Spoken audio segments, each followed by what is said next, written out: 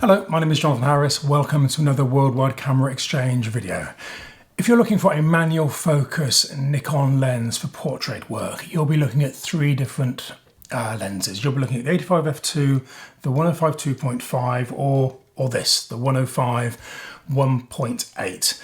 This is probably the lens that most people will want for portraits on particularly full frame cameras. Optically, absolutely sensational, even at full aperture, very, very good. Mechanically, very well made, very reliable. All in all, an exceptional lens. 62mm filter fronts. I suppose it's a little bit chunky, a little bit heavy, but that really isn't surprising given it does have a 1.8 maximum aperture.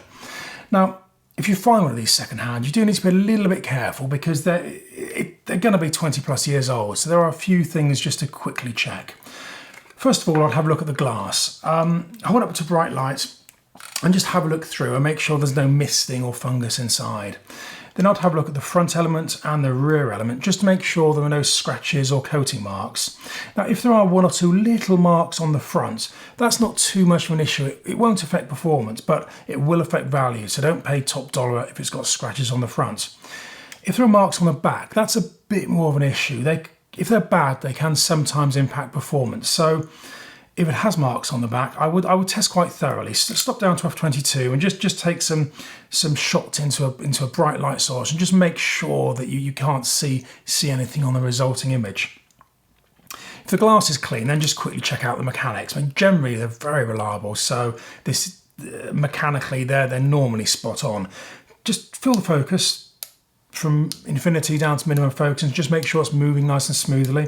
Sometimes they can feel a little bit dry, sometimes they can feel a little bit loose. That's not an issue in itself. A service will usually sort that out. But if there are tight spots, I'll be a little bit more cautious. Or if they're really tight, again, I'll be cautious because that can be a sign that they've been knocked and that the brass helicoid, the thread that carries the mechanism, has been knocked out of alignment. Have a quick look at the aperture, just stop it down to 22 and just via the little mechanical lever there, just make sure it is opening and closing as it should be, nice and positive. Sometimes, if they haven't been used in a while, the grease and lubricants inside can become a bit tight, and the aperture becomes a little bit sleepy. It doesn't flick open and closed as it should. I mean, this one is absolutely spot on. So if the lens is in nice condition, if it's optically clean, if it's mechanically clean, then I would recommend it 100%. I mean, these are just exceptional lenses.